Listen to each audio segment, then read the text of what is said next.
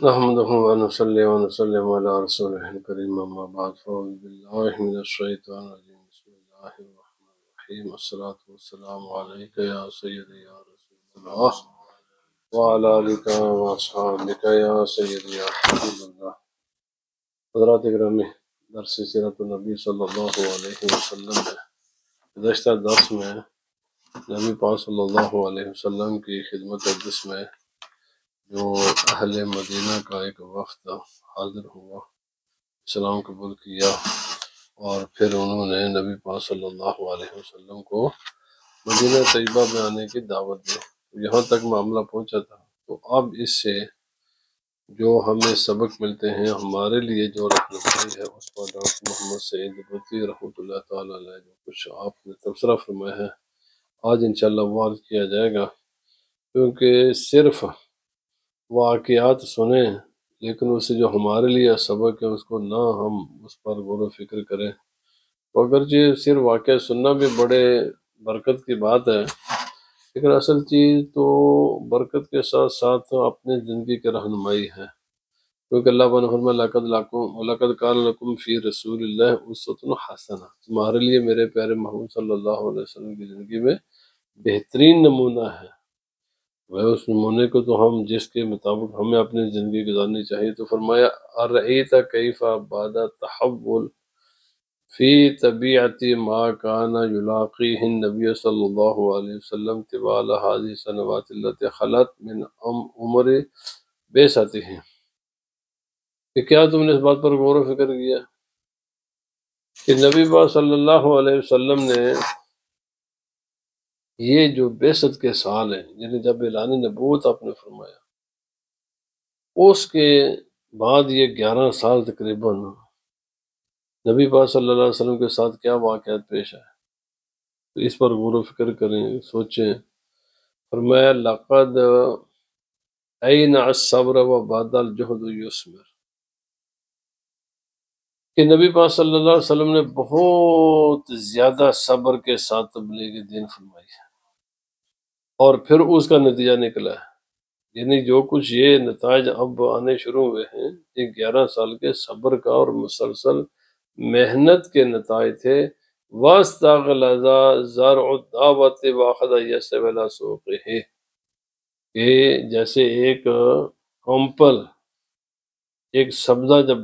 شروع ہوتا ہے تو انتہائی کمزور ہوتا ہے، تو آہستہ آہستہ آہستہ اس میں طاقت آتی جاتی ہے، حتیٰ کہ وہ اپنے پاؤں پر کھڑا ہو جاتا ہے، سٹرانگ ہو جاتا ہے، اور پھر ہوائیں وغیرہ بھی چلتی ہیں لیکن پھر واپس وہ اپنی جگہ پر آ جاتا ہے۔ تو فرمایا اسی طرح نبی پاک صلی اللہ علیہ وسلم نے بھی دین کی تبلیغ فرمائی ہے، بڑی صبر کے ساتھ، بڑی محنت کے ساتھ، جیسے ایک سبزہ زمین سے اگتا ہے اور وہ یکدم جوان نہیں ہوتا، اسلام بھی یکدم نہیں ملا، اس لیے بڑی محنت، بڑی جد و جہد، بڑے صبر کی ضرورت، اور یہ فرمایا وَلَكِنْ فَلْنَلْتَفِتْ مرۃ اخریٰ قبل البعث عن الثمرۃ والبشائر الا طبیعت ذلك صبر النبی العظیم امام کل تلک الشدائد المختلفۃ الجسام۔ ایک بار پھر ہمیں پہلے اس کے کہ ہمیں دوبارہ غور و فکر کرنا چاہیے، سوچنا چاہیے کہ یہ جو اللہ پاک نے کامیابی کا ثمرہ، کامیابی کا پھل نبی پاک صلی اللہ علیہ وسلم کو عطا کیا، آج تقریباً 2 ارب کے قریب دنیا میں نبی پاک صلی اللہ علیہ وسلم کے غلام موجود ہیں، یہ یکدم تو نہیں ہو گیا، یہ ایسی تو نہیں ہے کہ بس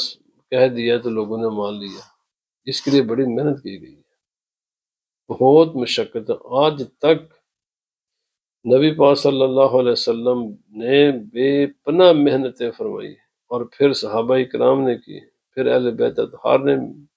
پھر نبی پاک صلی اللہ علیہ وسلم کی امت کے علماء، یہ بڑی محنت کرتے ہیں، انتہا درجے کی محنت کے نتیجہ ہے، ورنہ خود نبی کریم رؤوف الرحیم صلی اللہ علیہ وسلم کو بے پناہ مسائل کا، مصائب کا، مشکلات کا سامنا کرنا پڑا، صحابہ اکرام کو بڑا بہت زیادہ مصائب و آلام کا سامنا کرنا پڑا اہل بیت اطہار کو، اور پھر آج علماء بھی اسی کو فیس کرتے ہیں، لیکن ثابت قدمی کے ساتھ، حوصلے کے ساتھ، استقامت کے ساتھ اپنا مشن جاری رکھتے ہیں۔ فرمایا لقد رأینا ان النبی صلی اللہ علیہ وسلم لم یکن یکثر الدعوت علی قومہ من قریش الذین لم یعلو جہدا فی اذاقت کل اصناف المحن والمصائب۔ ہم یہ بھی دیکھتے ہیں کہ نبی پاک صلی اللہ علیہ وسلم نے اپنی دعوت میں کسی قسم کی کوئی کمی نہیں کی، مسلسل یکسوئی کے ساتھ مسلسل نبی پاک صلی اللہ علیہ وسلم دعوت تبلیغ فرماتے رہے، لیکن کفار نے بھی اور خصوصاً قریش نے، اہل مکہ نے بھی نبی پاک صلی اللہ علیہ وسلم کو تکلیف دینے میں بھی کوئی کسر نہیں چھوڑی۔ اگر نبی پاک صلی اللہ علیہ وسلم نے تبلیغ دین کے لیے کوئی کسر نہ چھوڑی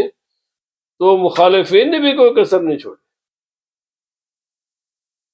بل کان یدخل بین القبائل الآتیۃ من خارج مکہ من شتى الجہات والاطراف بمناسبت موسم الحج، بلکہ نبی پاک صلی اللہ علیہ وسلم نے اپنا دائرہ تبلیغ نہ صرف مکہ معظمہ تک محدود رکھا، بلکہ جو مکہ معظمہ سے باہر سے لوگ آتے، مختلف اطراف سے، ان کو بھی آپ دعوت دیتے اور انہیں بھی آپ دین حق کی طرف اور توحید کی طرف بلاتے، اور ان سے بھی نبی پاک صلی اللہ علیہ وسلم یہی کچھ کہتے جو اہل مکہ سے کہتے، اور انہیں یہاں تک بھی نبی پاک صلی اللہ علیہ وسلم نے فرمایا، حدیث میں آتا ہے کہ حال مر رجل یحملنی الی قومہ فإن قریشا منعونی ان ابلغ کلام ربی۔ نبی پاک صلی اللہ علیہ وسلم فرماتے، ہے کوئی بھائی آدمی جو مجھے اپنی قوم کی طرف لے جائے، کیونکہ میرے قبیلے نے تو مجھے قبول نہیں کیا، روکا ہے، رکاوٹیں ڈالی ہیں۔ میرا کام کیا ہے؟ اللہ کے کلام، اللہ کا پیغام مخلوق خدا تک پہنچانا، لیکن اس کی رکاوٹ میں کون بنا ہے؟ سب سے پہلے میرا اپنا قبیلہ۔ بھائی تم میں سے کوئی انسان ہے جو میرے ساتھ کھڑا ہو جائے اور میں ان کے قبیلے کو یہ دعوت اسلام دوں؟ تو نبی پاک صلی اللہ علیہ وسلم دوسروں کو بھی یہی کہتے جو اپنے قبیلے کو فرماتے، حتیٰ کہ 11 سال اسی طرح گزر گئے۔ نبی پاک صلی اللہ علیہ وسلم نے آپ پر، ہمارے ماں باپ قربان جائیں، پورے 11 سال میں کوئی آرام، سکھ، چین نہیں دیکھا۔ قریش نے کوئی یعنی گھڑی اور کوئی چانس انہوں نے مس نہ کیا کہ جس سے بھی وہ نبی صلی اللہ علیہ وسلم کو نقصان پہنچا سکتے تھے وہ پہنچائے، حتیٰ کہ انہوں نے یہاں تک بھی پروگرام بنائے کہ نبی پاک صلی اللہ علیہ وسلم کو شہید کر دیا۔ بات کیا تھی؟ اللہ کے پیغام کیوں سناتے، ہمیں سیدھی راہ کیوں دکھاتے ہیں؟ اس کے بدلے میں انہوں نے کیا کیا؟ ہر قسم کی تکلیفیں، اور صرف تکلیفوں تک آپ نے آپ کو محدود نہیں رکھا، بلکہ نبی پاک صلی اللہ علیہ وسلم کو شہید کرنے کے بھی پروگرام بنائے۔ لیکن کیا نبی پاک صلی اللہ علیہ وسلم نے ان تکلیفوں سے گھبرا کر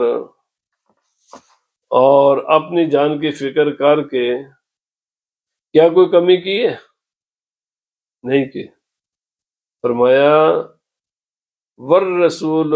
یعانی من غربت حائلت مظلمۃ بین قومہ وجرانہ وکافت الجماعت والقبائل المحیطۃ بہ فلا ییأس ولا یضجر ولا یؤثر ذلک علی شیء من انسہ بربہ عز وجل۔ نبی پاک صلی اللہ علیہ وسلم نے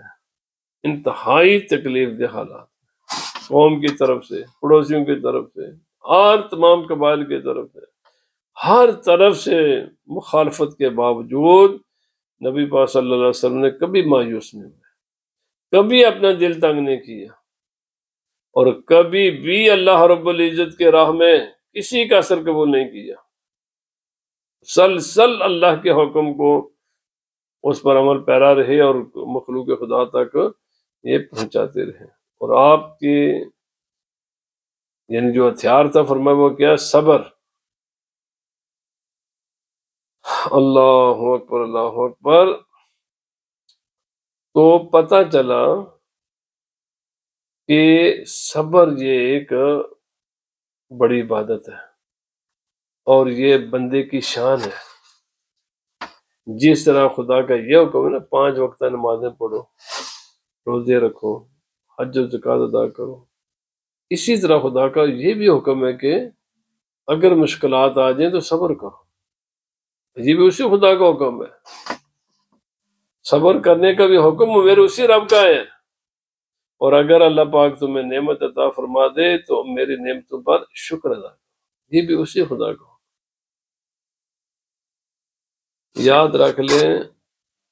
اللہ رب العزت اس بات پر قادر ہے کہ سب لوگوں کو مجبور کر دے عبادت کرنے پر، سب لوگوں کو دین قبول کرنے پر مجبور کر دیتا، لیکن نہ تو کسی کو عبادت کرنے پر مجبور کرتا ہے، اور نہ ہی وہ کسی کو مجبور کرتا ہے اسلام قبول کرنے پر۔ کیوں؟ آخر اس کی حکمت کیا ہے؟ اور یہ بڑے بڑے امتحان میں خدا تعالیٰ کیوں ڈالتا ہے؟ فرمایا اس لیے کہ تاکہ سچے اور جھوٹے میں فرق ہو جائے، لوگ اپنی آنکھوں کے سامنے دیکھ لیں، تاکہ مومن مخلص میں اور منافق میں فرق ہو جائے۔ جو منافق ہوتا ہے تھوڑی سی تکلیف سے بھاگ جاتا ہے، اور جو مومن ہوتا ہے وہ کھڑا رہتا ہے، وہ تمام حالات میں، حالات چاہے جیسے بھی ہوں، تمام حالات میں وہ کھڑا رہتا ہے۔ یاد رکھیں یہ خدا کا قانون ہے، اور یہ قیامت تک بات جاری رہے گا کہ مومن اہل ایمان پر ہمیشہ تکلیف آئیں گی، مشکلات آئیں گی، پریشانیوں کا سامنا کرنا پڑے گا۔ یہی تو امتحان ہے۔ ہم کہتے ہیں جناب دین ہمیں بالکل بنا بنایا، جیسے پکے پکائے پھل ہوتے ہیں ہماری جولی میں گرے، بھائی یہ خدا کا قانون نہیں ہے۔ خدا کا قانون یہ ہے نہ تو وہ کسی کو نماز پڑھنے پر مجبور کرتا ہے، اور نہ ہی وہ کسی کو دین قبول کرنے پر مجبور کرتا ہے۔ جو لوگ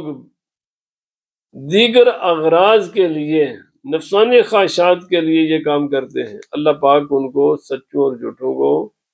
الگ الگ کرنے کے لیے ان پر امتحان بھی اللہ تعالیٰ ڈالتا ہے۔ جو سچا ہوتا ہے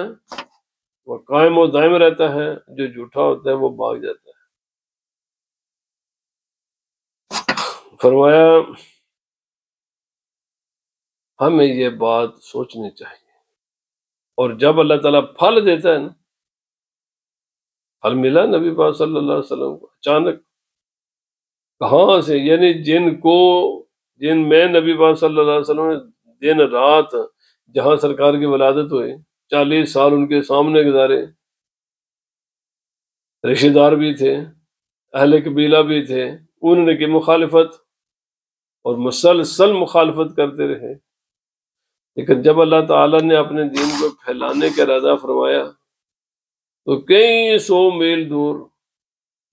ان کو بھیج دیا، جن کے صرف نبی پاک صلی اللہ علیہ وسلم ان کو دعوت دی۔ ان کو زیادہ علم نہیں تھا نبی صلی اللہ علیہ وسلم کون ہے، کیونکہ اس زمانے میں کمیونیکیشن تو اتنی تھی نہیں نا۔ مدینہ شریف کافی دور ہے مکہ معظمہ سے، آئے چند گھنٹے کی ملاقات ہوئی، نبی پاک صلی اللہ علیہ وسلم نے انہیں ایمان کی دعوت دی، اہل مدینہ نے ایمان قبول کر لیا۔ میرے بھائی اس سے ہم وقت ڈرتے بھی رہنا چاہیے، ہر وقت انسان کو ڈرتے رہنا چاہیے۔ تقدیر غالب ہے، اگر چاہے تو جن کے سامنے روز روشن کی طرح سب کچھ عیاں تھا وہ ایمان سے محروم رہے، اور جن کے سامنے صرف نبی پاک صلی اللہ علیہ وسلم کی دعوت گئی، کوئی زیادہ لمبی چوڑی انکوائری نہ کی، اور فوراً انہوں نے اسلام قبول کر کے اسلام کے دست و بازو بن گئے۔ اس یہاں پر خصوصاً ہر آدمی کو ڈرتے رہنا چاہیے، اور خصوصاً علماء کو اور علماء کی اولادوں کو زیادہ ڈرنا چاہیے،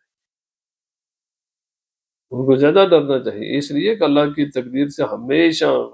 وہ چاہے تو کسی عالم کے بیٹے کو پیچھے رکھ کر کسی عام انسان کو دین کا محافظ بنا دے،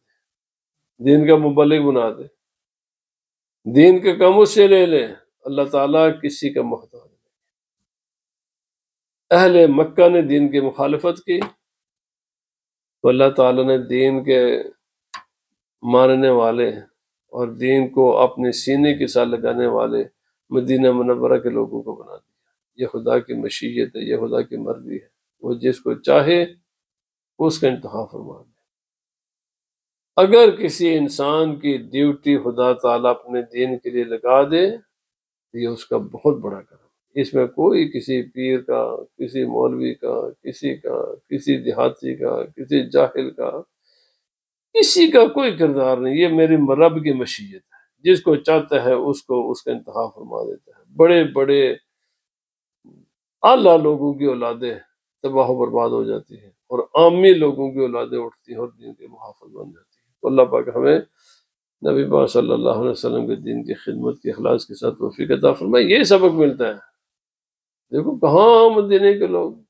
کہاں مکہ کے لوگ، مکہ والوں نے انکار کیا، مدینے والوں نے مان لیا۔ اللہ پاک ہمیں اس بات کو سمجھنے کی توفیق عطا فرمائے۔ وعلینا الا البلاغ۔